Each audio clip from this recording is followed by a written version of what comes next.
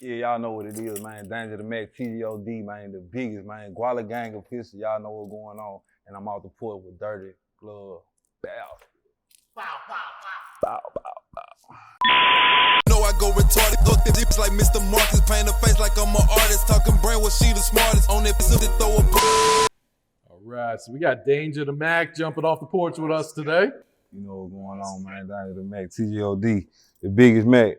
Gwalla Gang official. Okay. How you feeling today, man? Appreciate you coming by, man. Man, I'm feeling good. I'm feeling great. We in the city, man, just promoting, you know. Okay. Yeah. Yeah, go ahead and introduce who else you got sitting on the porch with you today, too. Man, I got the biggest demon in the city, man, Flipper the Demon. I got goddamn me Teddy Grams. I got Gustavo Rich, aka, you know, my man hitter right there, Stepper. Okay. We in the building, man. Yes, sir. So what else you guys got shaking here in Atlanta, man? What else you got planned? Man, we got a studio session set up. We got a little video with Dominique Fond and Clear Motions Films. We just really, we really out here trying to, you know, like do some guerrilla marketing, man. Yeah. Yeah, put these flyers out, put it in folks' face, got a QR code on the flyer, let them see the God mixtape we got, I got. For sure, man. So you got a lot of merch with you too, man. Yeah, man. I'm representing the city, man. Everywhere I go, I got the city on my back. Like when I jumped, I'm gonna say when I jumped out the porch shit, I started like this. Like I started trying to bring my whole city with me in everything I do. Not even just saying like physically bring her, but you know, in any way that I can, I try to bring my city, include my city in. Yeah, I feel that, man. All right, so what's life like in Blytheville, man? What goes on up there? Man, it get crazy, man. It's wicked, really. I ain't gonna lie to you, like, you know, everywhere you go, it seems like it's a hood, it's a ghetto, it get dangerous and shit. Blytheville just shit, it's dead. It's the third time. Yeah. You guys got some motion popping in the music scene though right now. Yeah, man, it's so much talent in that bitch, bro. Like, man, you could not even like a motherfucker, but you just had to keep it real. Like, man, people talented. Like, you know what I'm saying? Like, even with me, like, it's a lot of motherfuckers probably feel like, you know, I ain't that or this or whatever the case may be, but shit, they know, like, Butter gonna step, like, shit, his work ethic, shit, his music, even if you really like, man, but at the same time, you still gotta be like, yeah. I got you, man. So what was your childhood like? Like, what were you into as a kid coming up? As a kid, you know, I ain't gonna lie, like, I tried to be with the sports and shit. It wasn't me. You know, I cleaned on to the music early and shit. Like, me and my homeboy, we just locked in, like, from the go with the music shit. Like, learning songs so fast when you could just listen to a song 2-3 times and you done, like, basically know word for word. That's kind of like, shit, that's a sign, like, yeah. You know what I'm saying? So when would you say you did jump off the porch then? How old were you? Shit, for real, I probably like 13, 14. I ain't gonna lie, 13, 14, I was like on the sidewalk, I'm gonna say, cause like Mom Dude was still trying to, you ain't, but shit, that shit just was drawing me in. Yeah. Did you have much guidance out there at the time when you first jumped off? Yeah, I had guidance. I had people that love me, you know, care about me and shit, but it just, the streets, man, the streets addictive. You feel me? Even at a young age, cause you seeing everything that's going on. You seeing all the OG, the ballers, they riding clean, they having money. You trying to figure out like what's going on. So shit. And you had to sit down for a minute, right? Yeah, I just got out the field. Last May. But I ain't glorifying it, but some people need that shit, bro. Like, for real. I was one of them people that needed it. Like, it gave me patience. Something I ain't never had. I always wanted it right then. And I understand now, like, it don't just come like that. You feel me? Like, like shit, everything got a process. Yeah. Yeah. How long did you have to sit down for? Like 4 years, 7 months. Shit. Yeah. So do you have a good support system on the outside, or? Yeah, motherfucker love me. Like, man, motherfucker love me. I really ain't. I ain't have to. You feel me? Like I ain't have to want for shit in that motherfucker for real. You feel me? I mean, you know, when it first jumped off, yeah, probably like, you know, just everybody got to find out where I'm at. But when I hit that compound, shit, I ain't had to worry about shit. I could hold my own anyway. I could eat out the land. Like, I know how to hustle. I know how to grind. I really get this shit out of the mud, but my folks had me though. Yeah. Like, yeah. No, that's real. So what was the first thing you did when you touched home there? When I touched home, man, first day I dropped like 8 songs. Really? After that, yeah, we was in BF Film Studio, DGB Media, Little Rock. Shout out to Blytheville. Then after that, I ain't gonna lie, everybody in the town know I'm the third guy. Shit, I went crazy. So what's been one of the biggest life lessons you had to learn while being out in the streets then? Life lessons. We be blind. Like everything be cool when like you got 20, 30 motherfuckers around you and you just thinking that shit like you thinking that shit just pure. Like everything righteous. But the whole time you be blind. You know what I'm saying? Like in a setting of 30 people, you can't for real believe all 30 love you. I don't give a fuck how they faces look. You know what I'm saying? It's what's in their heart, and it don't always be what you think. Mm-hmm. No, that's true right there. So how long have you been rapping? Were you rapping before you went in? Yeah, I was rapping before I went in. Like that was like 09 was like really my jump off point, but it wasn't hitting on nothing. I ain't gonna lie, I was getting frisbee. My mule was getting thrown out the window. But it wasn't on no shit like I couldn't rap. It was just like shit. Yeah. Yeah, that. I hate to say it was hating, but shit, you know, it's just like when somebody else got to shine, it's their time. So, you know, I just had to wait on my time. Yeah. Yeah. So who'd you grow up listening to? Who were some of your favorites? Man, I grew up listening to Memphis. I ain't gonna lie, like, but then too, it's really like Louisiana and Memphis. Like that's like Memphis, like 45 minutes from where I stay. You feel me? So that's how we got our connection with Memphis, cause a lot of our lingo, even though we got our own lingo, like we cooked up with the lingo, we chicken guy. You hear me?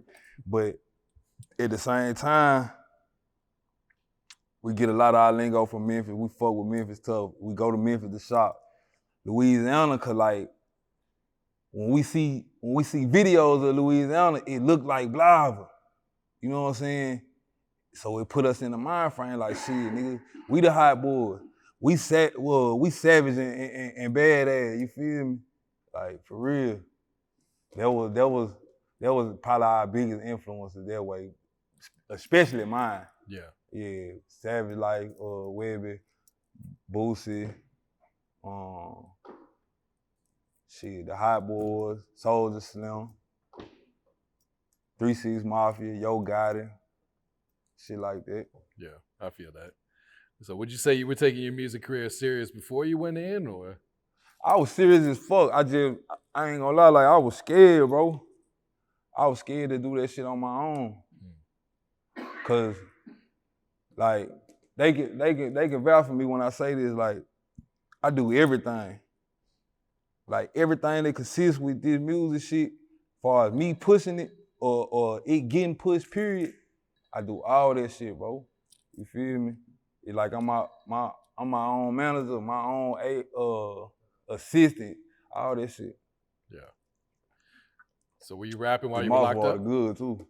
What kind of water are you drinking? Moss water, magic moss water. Shout out my boy Robert Moss, man. Okay. So were you rapping while you were locked up too, or? I mean, yeah, I was rapping. I got some partners in Yazoo, Mississippi, but my partner really from Memphis though, but he know like my niggas Haze and Z, man, free Haze and Z. But yeah, I was rapping in there. They know like FCI Memphis know I can rap. I ain't really rapping at Yazoo, but it's motherfuckers there that know I can rap though. Yeah. So was this your plan when you came home? Like you say, you did them 8 songs when you first. Look, I was on the phone with this nigga all the time, just telling him like, bro, when I touch down, I'm going crazy. Niggas already know that though, cause like my work ethic, man. I used to be in the back spot.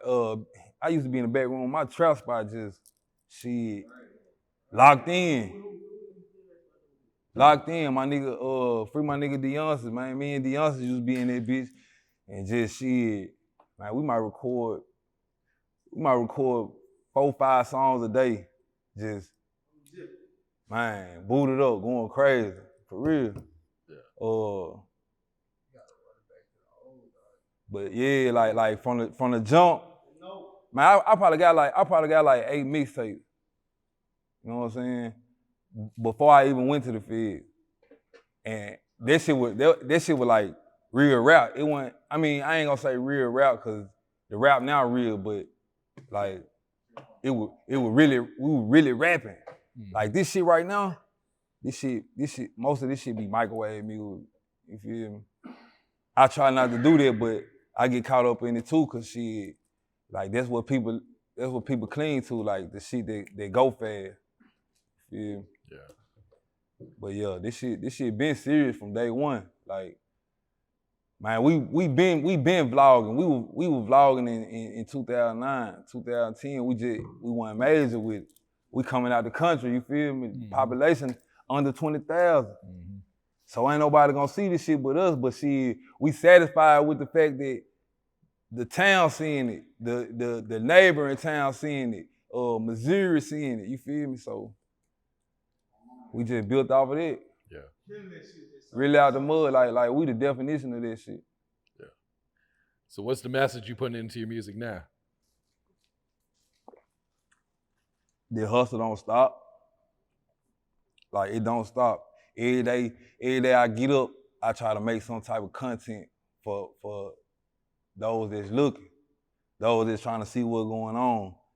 Like it's a lot of motherfuckers in my town, bro. They ain't never gonna get the chance. Like, never get the chance. They don't got the resources. They don't got the people to surround them that love them to be able to push the shit. They don't got the bread. You feel me? And without that, it's like, that shit, you wishing on a star. That shit just a dream. Yeah. So we putting this shit in motion, showing us shit can be done. It's gonna be done. For real. What's been one of the biggest sacrifices you had to make for your career so far? The biggest sacrifice is man, I got a 9-year-old daughter. She love the fuck out of me. You know what I'm saying? Like, yeah, shout out my baby, man. It's just I don't get enough time with her. But at the same time, she understand though. Like that's what I love about my daughter. Like she's so smart to the point that she understand like my daddy can't be here all the time because he trying to do something. Man, my baby know all my music. I'm talking about, man, rap this shit word for word, probably better than me. Yeah. That's hard. Yeah. All right, so how do you feel about the music scene, in your city and also in Arkansas, man? You guys finally getting some shine, finally getting a good surge right now. Man, this shit lovely, man. Like the only thing is like we gotta come together, cause like right now, it's on some shit where, and I found myself too.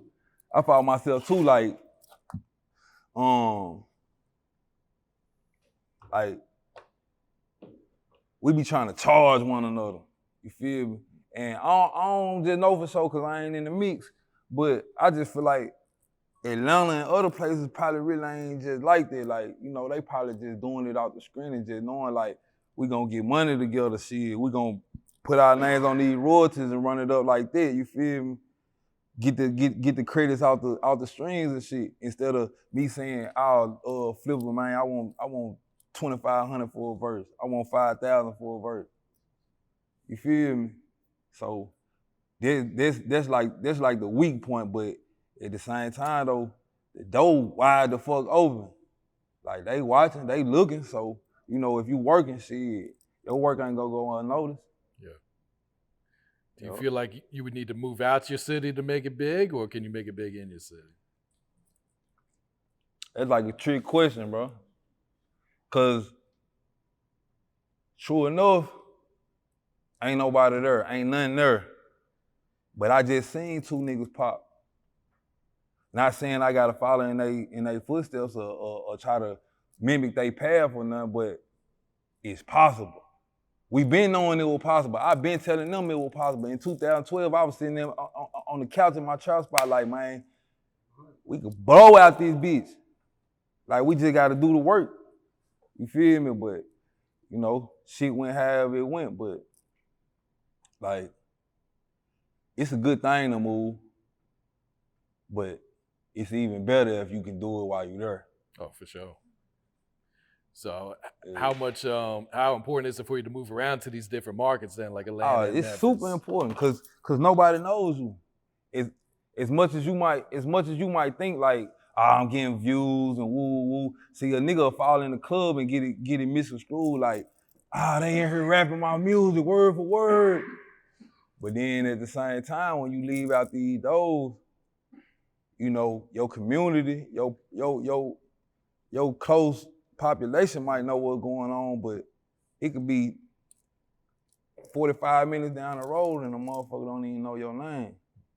Never, like, a motherfucker might hear your music, but don't know that that's you. I'm in the park, we at the car show. My song come on. Some female like, that's you? I'm like, yeah. They're like, hell no. I had to go on iTunes and shit and prove it. Like, this me. Like, you know what I'm saying? So, like, it's a process, man. Yeah. I got you. Yep. All right, so what can you tell us about this new project? The God. Man, the God out on all platforms. Stop what you're doing right motherfucking now. If you're watching this shit, start what you're doing. Go on whatever platform you use, search Danger the Mac. You look that shit up, man, you won't be disappointed, man. I'm talking about the gangster way, the dumb way. Yeah, we in all the A-Rap stores with it, so you know this shit retarded. For real. Yeah, they like, yeah, just put it right there, put it right. Yeah, big motion. We putting this shit in motion ourselves, like, ain't no music group behind us, ain't no label behind. Well, Gwalla Gang the label though, Gwalla Gang Entertainment /paid, but you know, all this shit like independent, man. You know what I'm saying? All this merch you see, all this shit from small businesses and people with dreams, bro. Like this shit ain't no Fortune 500, nothing. This like nothing even close to this. This shit straight out the gutter. Straight out the gutter. Euro, yeah, man. We couldn't bring the motherfucking merchandise, but we got this shit called Euros. It's for the homie, man. We lost our homie a couple years ago, Lil Year McKeever.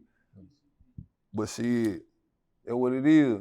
Yeah. I'm fucking with this single, man. Bust That. Bust That. Yeah. Yeah. So, Bust That got legs, man. That shit hard, man. Yeah, Bust That got legs. Bust That be everywhere. You know what I'm saying?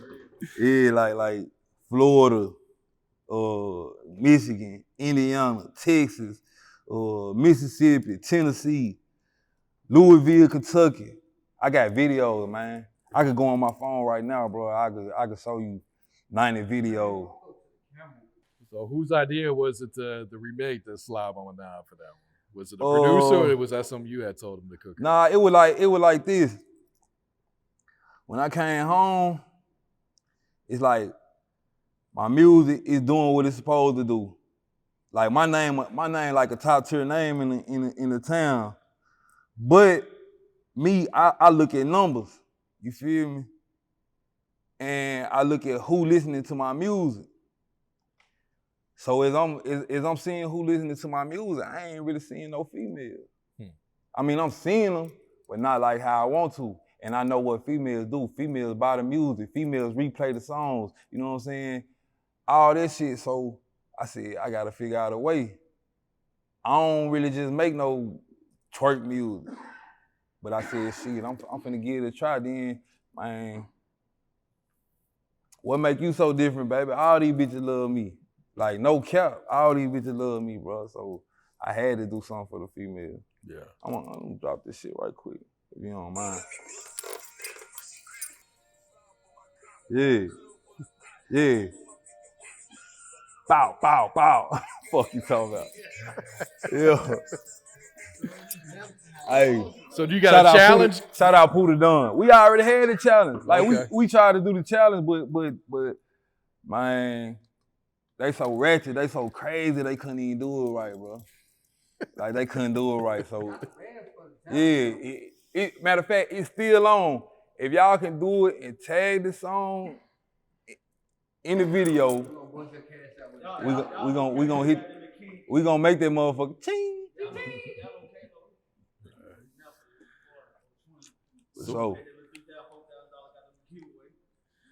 So what's the next video you plan to drop off the guy? Not a game. Not a game dropped today. Okay. As we speak, it's finna go up. Okay. It's finna go up today. But we down here finna shoot Ghetto Gospel with Dominique Fun, the Clear Motion Films. He finna drop that for me today. So we leave here.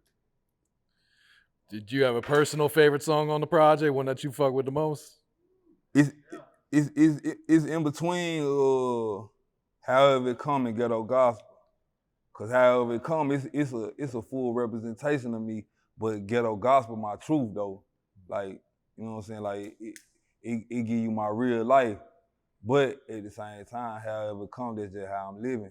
Like I ain't fearing nothing. I don't worry about a lot of shit. Like I hate to say this on camera because a motherfucker get the ups on me, but I don't ride around strapped or none of this shit. Part being though, cause I'm on federal probation, but at the same time though, I do. At the same time though, you know what I'm saying? Like I don't fear nothing. However this shit come, that's how it gonna come. I don't fear death on none of this shit. I feel that. All right, so talk to us about Gwalla Gang, man. Gwalla Gang, the biggest, man. You know what I'm saying? Like, you know, it's AKA BKA Money Gang, but it's Gwalla Gang. You know, it's the guap and the dollars, and you know, we just put it together. And this shit based off of years and years of work and grind and blood, sweat, tears. Like for real, like it ain't no playing with this shit. You know what I'm saying? A nigga, man. Like my album cover, it's a spinoff of Tupac, the Machiavelli cover. Mm-hmm. But it's a reason for that cover too though. Like the reason being like, man, I feel like the sacrifice, cause I put everybody on my back. A motherfucker like probably wouldn't just tell you this shit, cause it's like it's brushed up under the rug. But from day one, if motherfuckers go on YouTube and just look for Danger the Mac and just see the shit I was doing 10 years ago. You feel me? They'll see like, damn, like dude been trying to put his town on, you know what I'm saying? On some different shit. Like vlogging. We vlogged for like 2 months straight. Just everyday life. Real talk. Fact. So what's some of your goals for your career? What you trying to get out of this, Danger? Man, we trying to run this shit up. We trying to have millions of listeners a month. You feel me? Shit. Man, we just trying to make this shit colossal, the biggest it could be. You know what I'm saying? The biggest vibe in the universe. Fuck the city, the biggest vibe in the universe, man. We trying to go, man, major with this shit. And we ain't just on no sucker duck ass, oh, let me go run, sign a deal ass shit. Like, if it come, it come. You know what I'm saying? No, and that ain't no knocking nobody that done signed the deal. It's just like, shit, however it come. Yeah. You feel me? Whatever be the best situation for a nigga. If it's me going out there on the forefront and getting with somebody, or if they come with a label deal for Gwalla Gang Entertainment, like however it come, but we want this shit as big as it can be. Cause like, man, Blytheville like its own world, bro. This shit like Area 51, like it's like for real. A lot of motherfuckers be like, don't go there. Don't go there.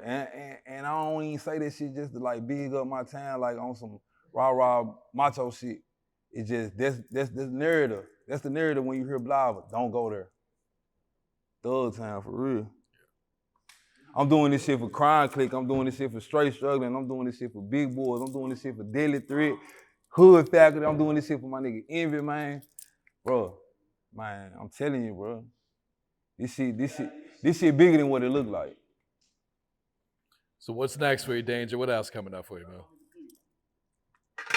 Man, honestly, I'm just trying to break the door down. Like, the door open, but I'm trying to break that hole down because, like, we trying to flood that bitch. We trying to come like Atlanta. Atlanta got 100 fucking artists. Well, shit, thousands of artists. Shit, we trying to come like that. We trying to come like that. I hate to be like we on, you know, on some Atlanta, but shit, Atlanta put the blueprint down, so shit, we going with what worked. And shit, like I said, I'm trying to bring the whole city with me. I'm trying to bring the whole motherfucking city with me, and I ain't gonna stop till this shit accomplished. I feel that. Real talk. All right, got any shout outs you like to give before we wrap it up here? Man, shout out my nigga 3, that's my producer, man. My boy in rehab, he'll be out Monday.